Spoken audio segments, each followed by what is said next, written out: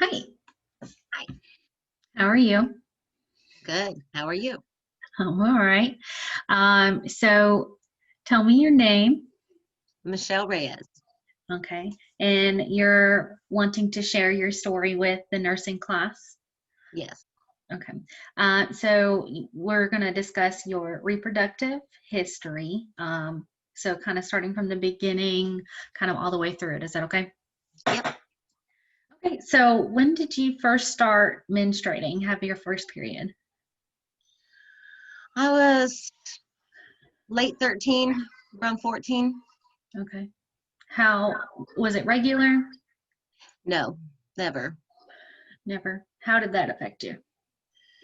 I had terrible cramps. It was really a heavy flow starting out, a lot of blood clots. Um, it never could tell when it was coming. So there was just, hello. So your cycle wasn't a 28 8-day cycle like most people are. No, it sometimes come in the beginning of the month, sometimes in the middle, sometimes at the end. Heck, sometimes I would go all month. I would go 2 or 3 weeks at a time, Mm. and then stop, and then start Bleeding for again. the entire month. Yep, That's what you mean? Oh, wow. yep. Okay. Okay. Um, and uh, did you ever get on any type of birth control or stop having periods for a period of time before you had your first child? I did get on birth control there for Okay. a while. Um, I stopped taking it. My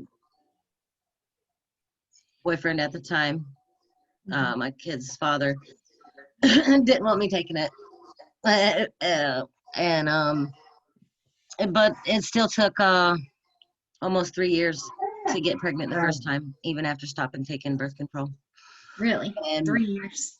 yeah, and then the only other time I was ever on birth control was after all of my pregnancies, and I had trouble with the bleeding constantly, and they put Mhm. me back on it because they said that control my hormones. Right. Okay. So then tell me about your first pregnancy. Um, it was pretty normal. I had a lot of morning sickness. Um, and before I could even get up in the morning and open my eyes, I was sick. But everything else was pretty normal. Uh, I was only a few days late over term or whatever. Mhm. Um, the only complication, I guess, would be, well, my water didn't break Okay. in time. No, I'm sorry, I take that back. My water had broke slowly throughout the night, Mhm. and that's when I woke up in the morning Right. and had a puddle there, and that's when I called the doctor, and they said, "Come on in." So we went on in, and nothing really progressed from there. I was in the hospital all day long. Um, Off and on small labor pains, and then they got a little bit worse, but my cervix wasn't opening, it Oh. wasn't dilating, and then they put me on epidural, Mhm. and it was until the next morning before they came in and said that my water had been broken for too long, and Mhm. I was getting an infection, and so was the baby, and so when they decided to do this cesarean. Oh, wow. Okay. Is your cesarean, is it a vertical line, horizontal line, your scar? It's this way across the right there at the bottom of my stomach. Okay.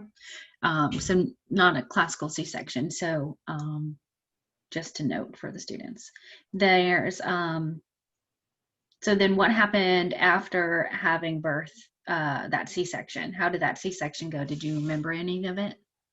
No, I was pretty well knocked out. They, I had a anesthesiologist and everything there. Um, it wasn't, I remember waking up a few times and I was pretty much out of it because I kept asking, was the baby out yet and everything. Hmm. And I didn't really get to see her until almost the next day. Was the father in the room? Yes. Okay, cool.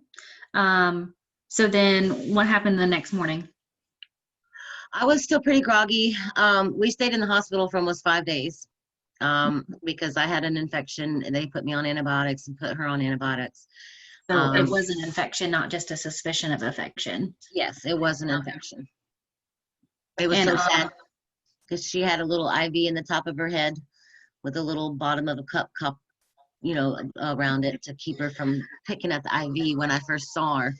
It was the next day. mhm. So, and we was in there for almost 5 days.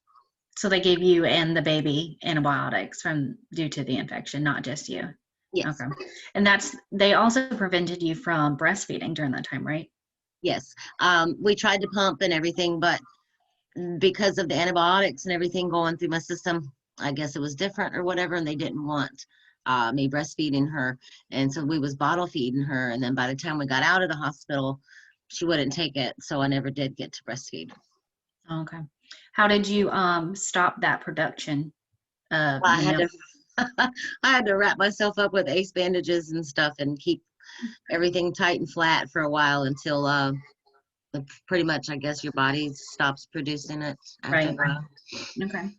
And did the baby recover okay from that infection? Oh yeah.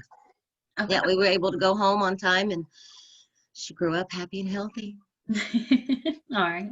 And did you return back to your regular, irregular cycles between your pregnancies? No, they were still irregular. They were still your just, regular oh irregularity. yeah. Yeah. Yeah, okay. So there wasn't any change between them. Okay. But didn't get back on birth control between? No. Mm-mm. Okay. And then what about your second pregnancy? That took about 3.5 years before I got pregnant again. And I didn't have it So, quite. Go ahead. sorry. So between the first child and the second child, about 3.5 years, but you weren't on birth control? No. Was that intentional? Or were you trying to get pregnant, or Not really trying, but were you using like a wasn't fancy not kit trying. or something? Well, they had told me that, it was I guess they had told me before that that taken so long, to get pregnant. I guess I just kind of assumed that it would take that long again, and it really wasn't. It wasn't a big On the deal if I forefront. did or didn't. So I mean, I didn't want to not. Right. I guess Okay. we never really planned it or thought about it too much. Okay. But it wasn't that you were avoiding it either. So, No. okay. So then with your second pregnancy, what happened with that pregnancy? That one was pretty normal as well too. I wasn't quite as sick. I didn't have as much morning sickness or anything, and I gained a little bit more weight with my second pregnancy. Okay. But with the second pregnancy, I was in labor all day. Went to the beach, had a barbecue because it was coming up on 4th of July weekend, and everybody wanted to do their thing, and I was the pregnant woman tagging along. But we did. I ended up not getting into the hospital until it's like 10 o'clock something that night because we had went to the beach and You barbecue. went into labor on the beach? Yep. I was in labor pretty much all day. It wasn't, they were pretty far apart. And so I wasn't really concerned at first. And then as the day progressed, they got closer, and stronger. And when we was on the beach, it was starting to really get uncomfortable, starting to hurt a lot. And then when we got home, everybody wanted to eat and everything first before they took me to the hospital. So they barbecued. No one's listening to you. Right. So they barbecue and have their fun and everything, and it's almost 10 o'clock at night, and I just can't take it anymore. So we finally go, and when we get there, they said the baby was coming. I'm sure. So Usually the second pregnancy comes a little more precipitous than the others. Yeah. Also, this one, it was a vaginal birth, right? Yeah, they told me I wouldn't have to worry about having a C-section again. The way they did the first C-section, the cesarean, with the first pregnancy, I guess they said I would be able to have a regular vaginal birth, and I actually did with my second one with my son. He like I said, we got there at like 10 something at night, and they said that he was coming. So they went ahead and broke my water. And within probably 20-30 minutes or so after that, he was there. It was like 12:04 in the morning. He was born. And then I think I only stayed in the hospital for like 2 days on that one, and I was sent home. Okay. No problems with the labor or anything after that? It was just... Oh, the problems with the labor are pain, that's for sure. But Yeah. Well, of course that, but like once you got to the hospital, was it so precipitous that were they able to give you any pain control for the oh, labor? no, they said It he was was just too close. too close. Had to Yeah. just do with the rest of it on your own. Yeah, they said if they would give me any medicine right now, because they had to go ahead and break my water, that it would probably go straight to the baby, and they didn't recommend that. So Right. the only thing I got was an enema. That's fun. Actually, they don't recommend doing enemas before vaginal births anymore. So a lot of evidence-based practice has changed now. Actually, many OBGYNs don't recommend having vaginal births after C-sections, but there are different kinds of C-sections as well. So it'd be interesting to figure out what kind of C-section you I had. had. I wonder, I could probably find that out. Yeah. So then after him, how did it, the rest of your stuff go? Well, I didn't breastfeed with him either. Kind of tried. It didn't really take either. And so I figured, I had one bottle fed, I'd have both bottle fed. And then I think it was maybe only a year and a half, 2 years. After that, I got pregnant. And I believe it was the miscarriage, the first one. And I didn't even realize I was having a miscarriage, honestly. I had, because of my periods being so clotty and so painful, I thought it was a really bad period. And then, of course, I guess the pain and everything, and I kind of listened to my body a little bit better and figured that there was something wrong. And that's when we went in and found out that I had had a miscarriage. So they did a D&C to go in and clean everything out. Right. Okay. But, I forgot this part. After James, there was a complication because I remember catching a fever, and I was really, really sick and weak and couldn't walk. And their dad come home from work and had to take me to the hospital. And they, when they did the suction and everything and cleaning the afterbirth and everything out after James, they had something had attached itself to my scar tissue inside from my cesarean. Right. And it caused an infection. Yeah, a fragment that was remained. Yeah. So it was probably placental. Yeah. They had to go in and remove that. Yep.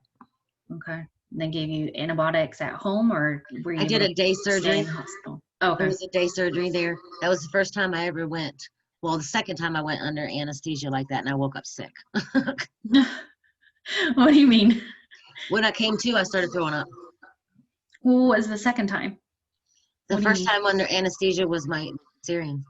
Oh, okay. That's what you mean. The second time that you woke up from anesthesia. Okay. Yeah. So C-section, vaginal birth, and now the well, then you had the fever, the infection, and from a retained piece, and then you had a miscarriage with D&C, and then what happened after that? It was probably only a few years later, because I think it was quicker in between the miscarriage and the tubal. I got pregnant again, and everything seemed to be fine at first, and then I started. I think it was only a month or so in, maybe 2 months in, and I started having pain. And so we went in, and they did an ultrasound, and found out that the baby was stuck in the tube. So they had to do a tubal, I can't remember what it was called, but they went in and took the tube out, took part of my tube out, and that's when they told me that that was the good tube that I was getting pregnant through that was taking me so long to get pregnant because my other one was clogged up. And now Oh, that one is basically didn't even know until then. right. So then at that point, they told me that I only had a 1 in 10 chance of ever getting pregnant again. Hmm. So that was probably the reason for your bad cycle pain as well. Um, Interesting. I And had so, something going on with my tubes. hmm so have you had any other surgeries or ligation, or are you just that up until that point, still you were just that less than 10% Right. to get pregnant again? Yep. And I've never had any problems since, and I haven't gotten pregnant since. Okay. And that was probably just like I said, probably a few years after James. He was probably 2 or 3 years or so after James. Hmm. Well, thank you for But I do running have through one. all this. I did have an early menopause, so Early menopause. all the terrible uh, periods are gone. Do you mind sharing what age that you started early menopause at? I'm 48 now, and it started right after I got married, so about 2 years ago. I was probably 46, 45. Okay. Okay. 46, 45. Yeah, that would be considered early. So then everything is gone, pain's gone. You don't have a Yeah, cycle anymore at all. no. Okay. Have you had to be supplemented with any kind of hormones, estrogen, or anything like that?